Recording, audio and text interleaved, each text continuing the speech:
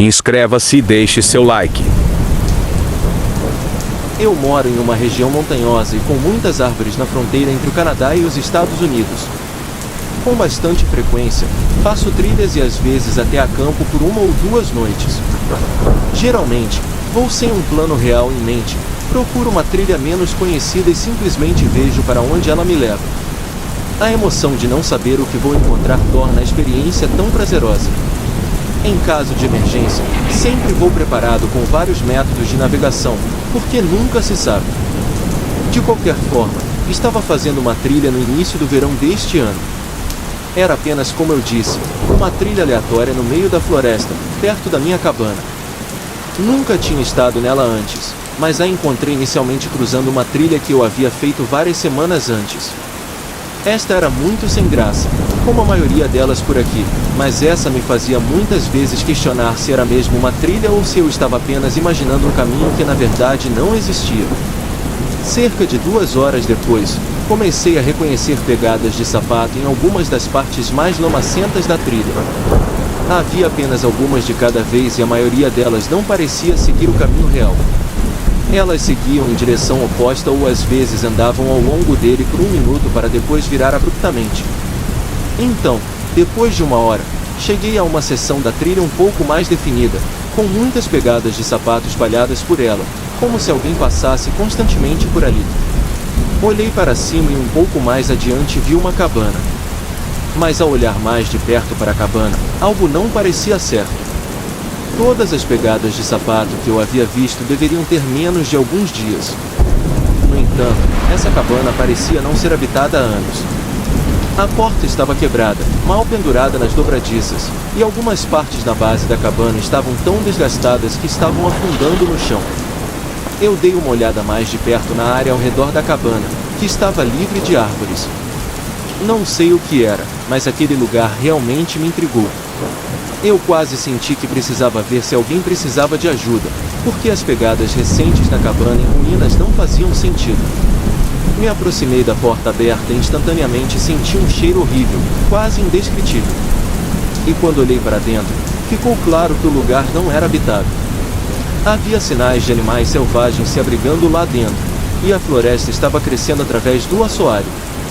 Eu entrei com cuidado e tentei ver o que podia, mas o cheiro era tão ruim que eu não consegui continuar por mais do que alguns metros. Virei-me para sair e instantaneamente senti um gelo na espinha, pois uma figura estava me encarando da floresta. Ela imediatamente saiu correndo, se escondendo na densidade das árvores. Eu fiz o mesmo, correndo através das árvores, mais ou menos seguindo o caminho, até me sentir seguro. Quando cheguei em casa, relatei o comportamento estranho e a cabana abandonada às autoridades.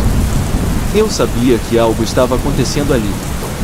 Levou vários dias para uma equipe ir até lá e investigar, com a minha ajuda para mostrar o caminho. Mas quando chegamos lá, só restavam cinzas pretas e madeira carbonizada. A cabana havia sido incendiada e até hoje não houve nada para mostrar da natureza assustadora daquela cabana e do homem que vi na floresta.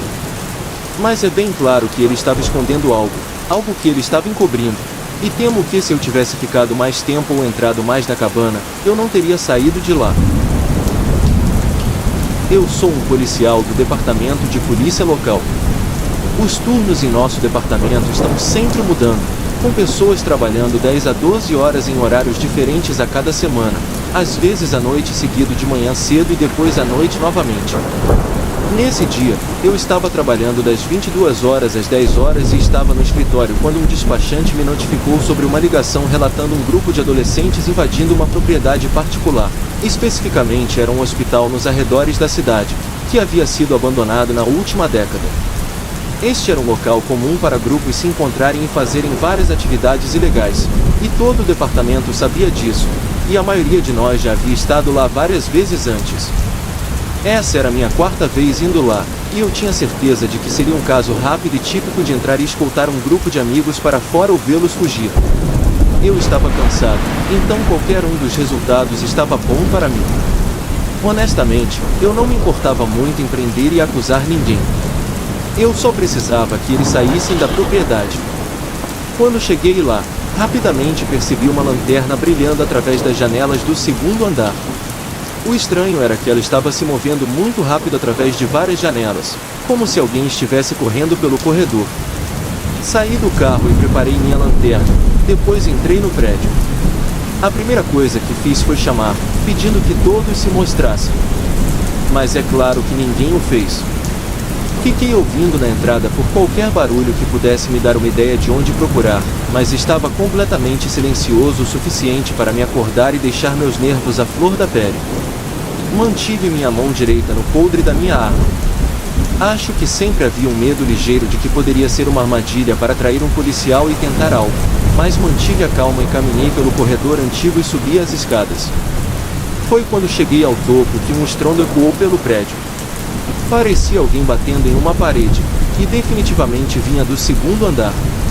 Entrei no corredor e acendi minha lanterna, mas não vi ninguém ou qualquer sinal de alguém. Chamei novamente de forma mais alta, sabendo que as escadas pelas quais estava passando eram a única maneira de subir e descer do segundo andar. Fiquei lá e ouvi novamente, mas tudo que ouvi foi o rangido do prédio. Caminhei lentamente pelo corredor, olhando em cada porta e examinando as salas com minha lanterna, mas não havia nada além de velhas camas de hospital e grafites pelas paredes. Quando cheguei à última sala, a porta estava fechada, então chamei mais uma vez antes de abri-la. Mas ninguém estava lá dentro. No entanto, havia sinais de atividade recente, com cigarros no chão e fumaça ainda saindo deles. Isso era extremamente preocupante, sabendo que eles não tinham saído do segundo andar pelas escadas e a única outra maneira seria se eles tivessem pulado de uma janela quebrada. Antes de poder verificar, no entanto, a porta atrás de mim bateu com força, seguida por algo batendo nela e passos se afastando pelo corredor. Felizmente, consegui empurrar a porta o suficiente para passar pelo vão, vendo que uma grande cama de hospital estava pressionada contra ela. No momento em que saí, quem quer que estivesse lá dentro havia desaparecido. O reforço chegou, e fizemos uma investigação mais minuciosa, também verificando com quem havia feito a ligação inicial sobre os dois adolescentes. O que foi estranho foi que havia apenas um conjunto claro de pegadas que ouvi, e apenas uma lanterna na janela. Os cigarros ainda queimando também mostravam que eles haviam saído com pressa. O que poderia ter sido com minha chegada? Mas então, por que um deles ficaria para trás? Na manhã seguinte, recebemos um relatório de uma mãe sobre seu filho adolescente desaparecido, seguido logo depois por um relatório idêntico de outra mãe sobre seu filho adolescente. Após investigar por dias, semanas e depois meses, ficou quase certo que eles não iam aparecer. E agora, se anos depois eles ainda não apareceram, seu desaparecimento é improvável. E isso é o que torna tão difícil. Não está claro se a pessoa no hospital comigo era um dos dois adolescentes, mas a teoria mais estável no momento é que era outra pessoa. E a menos que algo mais apareça, não é provável que saibamos o que aconteceu.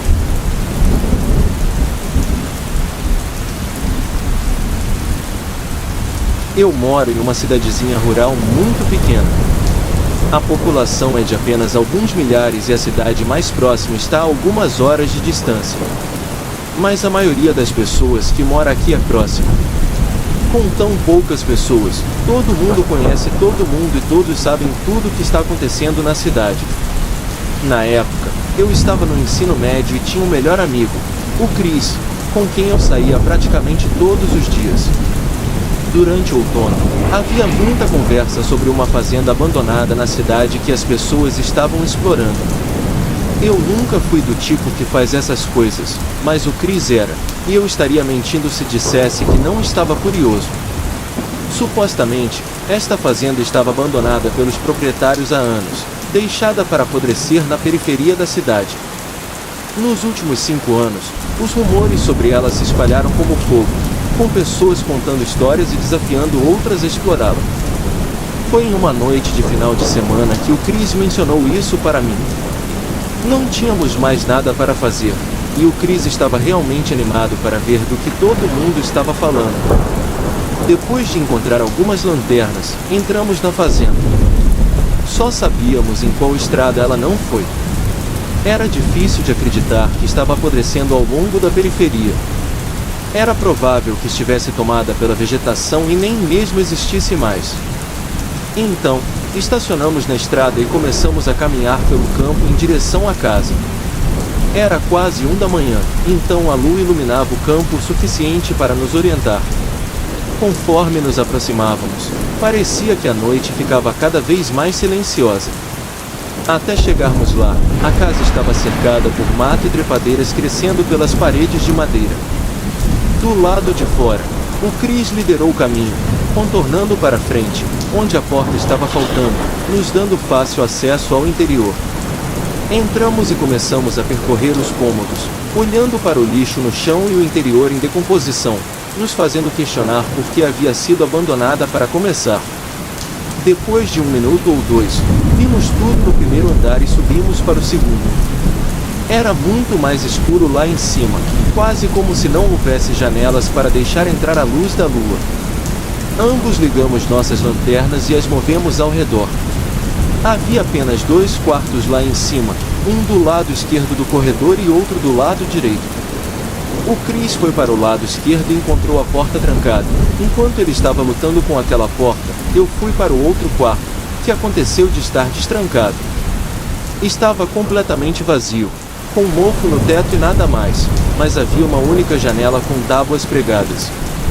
Curioso, me aproximei e me perguntei por que eles precisavam bloquear uma janela no andar de cima. Agachei para investigar e olhei entre 2 tábuas para ver o que estava do lado de fora da janela, iluminada pela lua. Eu pensei que talvez tivesse acesso ao telhado ou algo assim, mas não tinha. Essa janela estava apenas de frente para o campo, de onde viemos. Enquanto olhava para a grama iluminada pela lua, vi uma figura se aproximando da fazenda não muito longe.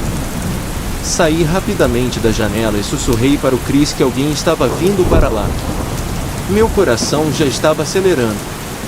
Acho que ver a figura sozinha foi o que realmente me assustou, sabendo que não eram apenas outros adolescentes explorando o local. O Chris parecia nervoso também, indo até a janela para ver por si mesmo. Mas paramos imediatamente ao ouvir passos entrando na casa lá embaixo. Ficamos congelados no lugar, no meio do cômodo vazio, com medo de dar um passo e correr o risco de sermos encontrados. A pessoa caminhou lentamente pelo primeiro andar, foi até as escadas e começou a subir. Nós 2 apenas olhamos para a porta aberta, ouvindo os passos se aproximarem do topo e se aproximarem ainda mais, até que a grande figura de um homem apareceu na nossa frente. Ele estava de costas, destrancando a porta trancada enquanto ele ficava no corredor escuro, a apenas 4 ou 5 pés de nós. Eu prendi a respiração, esperando que ele não se virasse.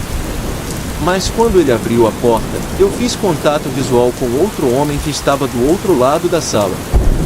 Nosso olhar foi quebrado quando o homem entrou na sala e fechou a porta atrás dele. Mas ouvimos sussurros imediatamente depois. O Chris e eu fizemos nossa jogada, correndo pelo corredor e descendo as escadas, ouvindo a porta se abrir e os passos se aproximando atrás de nós enquanto fugíamos da casa e corríamos para o campo. Não paramos até chegarmos ao carro e sairmos de lá. Durante toda a viagem de volta para minha casa, nenhum de nós disse uma palavra, ambos em choque, absorvendo tudo. Fomos estúpidos por sequer irmos lá, e eu não vou defender nenhuma de nossas ações, mas sinto que havia algo mais acontecendo naquela fazenda.